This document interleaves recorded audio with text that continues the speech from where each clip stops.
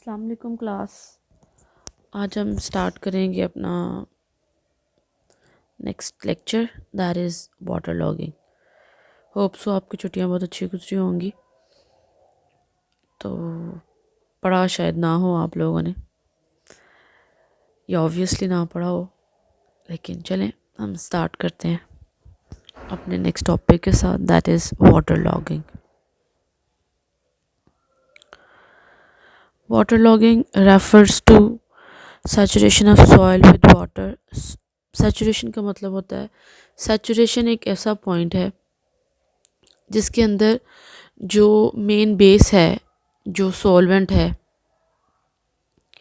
उसके अंदर सल्यूट इस कदर डिज़ोल्व हो जाता है, इस कदर डिज़ोल्व हो चुका होता है कि और गुंजाइश नहीं होती। ठीक है, उसको हम सैचुरेशन बोलते हैं।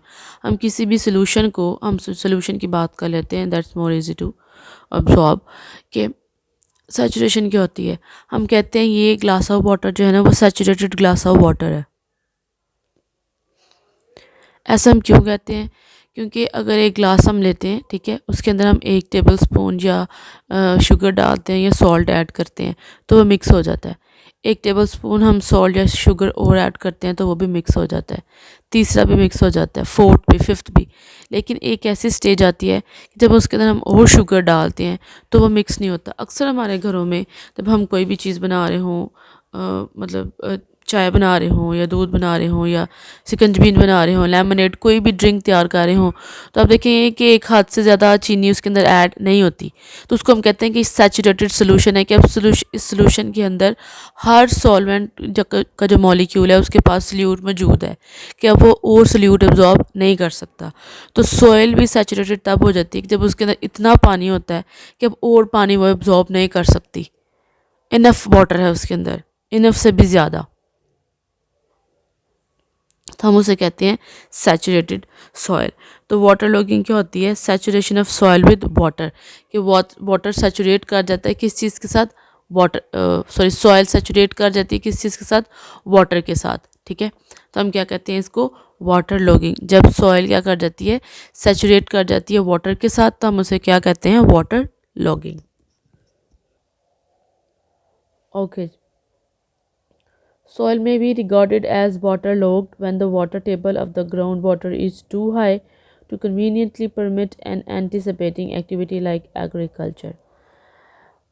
दूसरी कंडीशन ये हो सकती है वाटर लॉगिंग की कि जो वाटर टेबल है, मतलब जो ज़ेरे ज़मीन पानी है, वो इतना ऊपर आ जाए कि वो पानी को वो है सॉइल है, टॉप सॉइल है, उसको सैचुरेट कर दे, और वहाँ पे हमारे पास इरिगेशन करने के लिए भी कोई चीज़ ना हो। मतलब अगर तो इरिगेशन हो जाए, ठीक है, या वहाँ पे एग्रीकल्चर हो जाए, ठीक है, अगर वहाँ पे हम कोई क्रॉप ग्रो करा लें तो हम उसको यूज़ कर सकते हैं। उस पानी को क्रॉप ग्रो करा लेंगे तो पानी यूज़ हो जाएगा, ठीक है, कुछ वो पानी ट्रांसफ़र कर देगा, कुछ पानी जो है वो प्लांट एब्जॉर्ब कर लेगा।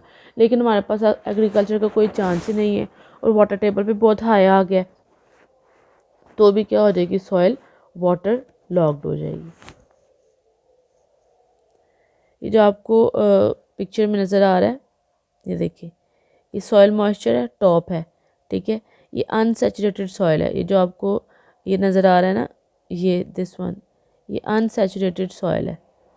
अनसैचुरेटेड सॉइल है कि इसके अंदर जो सॉइल है उसके अंदर सिर्फ पानी नहीं भरा हुआ, बल्कि उसके अंदर इतनी कैपेसिटी है कि जो एयर के मॉलिक्यूल्स हैं वो भी मूव कर सकते हैं। देखिए ना, इसमें लिखा हुआ उन्होंने saturation zone, zone of aeration, vadose zone, मतलब ये बेहतरीन जोन है। इसके अंदर एयर भी है, इसके अंदर सेडिमेंटेशन भी है, इसके अंदर वाटर भी है।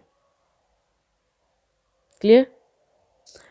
ओके जी, ठीक है। देखिए, मतलब यहाँ पे ये सेडिमेंट, मतलब ये जो सिचुएशन है, मतलब यहाँ पे सॉइल पार्टिकल्स हैं, उसके दरमियान में एयर भी है, प्रेजेंट है, ठीक है।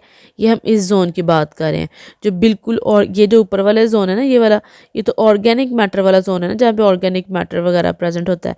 उसके नीचे फिर ये वाला जोन आ जाता है जो अनसैचुरेटेड जोन है, मतलब इसके अंदर अब पानी भरा नहीं हुआ, अभी स्पेसिस बाकी हैं, और उन स्पेसिस के अंदर क्या प्रेजेंट है? एयर प्रेजेंट है। क्लियर?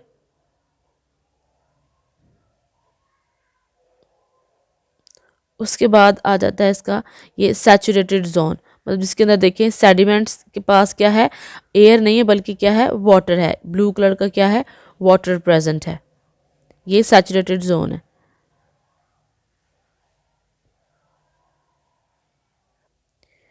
ओके, दिस इज़ ये जो आपको बस नज़र आ रहा है, जो आपको कह रहे हैं, ये जो थोड़ा सा डार्क ब्लू है ना, ये दिस लाइन, ये वाटर टेबल है। ठीक है, ये क्या है?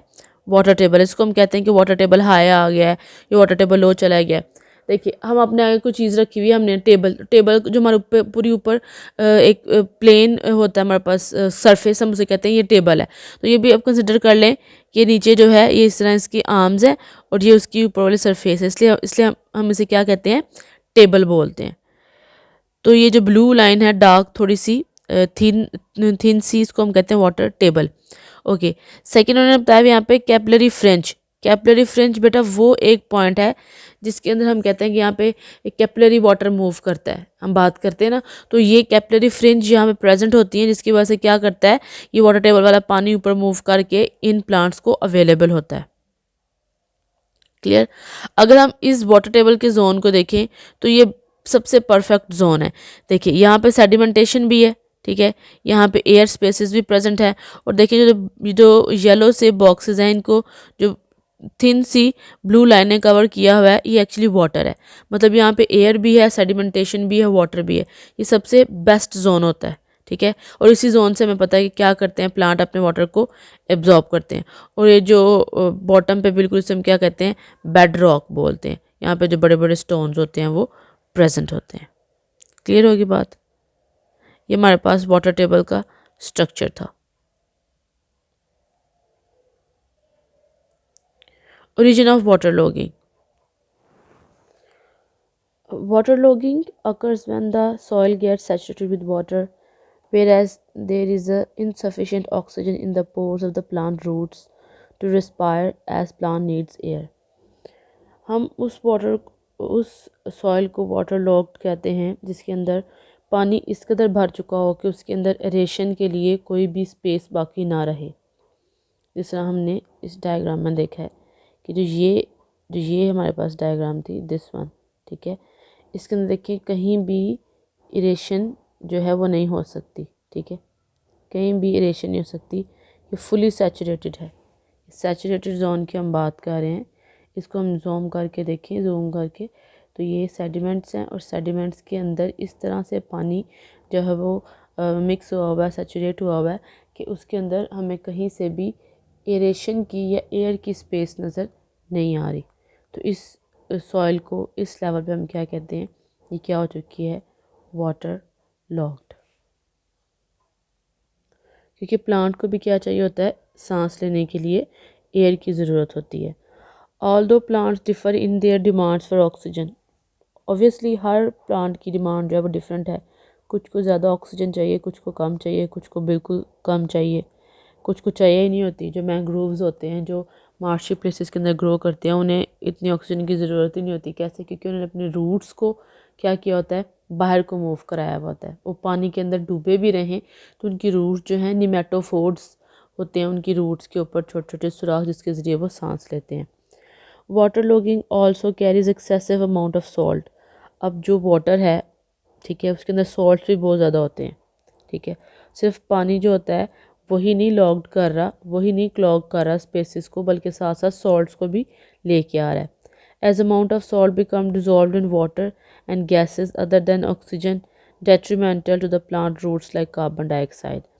इसके अलावा पानी के साथ साथ जो है वो सॉल्ट्स के अलावा जो डिफरेंट गैसेस हैं ऑक्सीजन के अलावा भी मिक्स हो जाती हैं, जैसे कार्बन डाइऑक्साइड, तो वो क्या हो जाती हैं? डेट्रीमेंटल, मतलब कि उसकी डेथ के कॉजेज़ क्रिएट करने वाली जो चीज़ें होती हैं वो बन जाती हैं, जिसकी वजह से प्लांट अल्टीमेटली क्या कर जाता है? एक्सपायर कर जाता है। ये देखिए, इसके अंदर भी उन्होंने आपको नाइट्रिफिकेशन और डी नाइट्रिफिकेशन जो है ना वो बताई हुई है कि ये जो हमारे पास है एरोबिक कंडीशंस है ना, ठीक है। एरोबिक कंडीशन कौन सी होती हैं बेटा? जिनके अंदर ऑक्सीजन अवेलेबिलिटी है, मतलब कि इस लेवल के ऊपर जो सॉइल है वो सैचुरेट नहीं की हुई, ठीक है, मतलब उसके अंदर एरेशन हो रही है, ऑक्सीजन मूव कर रही है, तो नाइट्रिफिकेशन हो रही है, नाइट्रोजन फिक्स हो रही है, प्लांट को नाइट्रोजन मिल रही है, प्लांट अच्छी तरह से ग्रो करा है। लेकिन एनारोबिक कंडीशन में यहाँ पे क्या हो गया? वाटर लॉक्ड हो गया। हर स्पेस के अंदर वाटर ही वाटर प्रेजेंट है। तो उसके ऊपर क्या है, कार्बन डाइऑक्साइड प्रेजेंट है लेकिन ऑक्सीजन प्रेजेंट नहीं है, एरेशन नहीं हो रही। तो क्या होना शुरू हो जाएगा, डीनाइट्रिफिकेशन होना शुरू हो जाएगी एनारोबिक कंडीशन में। और अगर डीनाइट्रिफिकेशन होगी तो ऑब्वियसली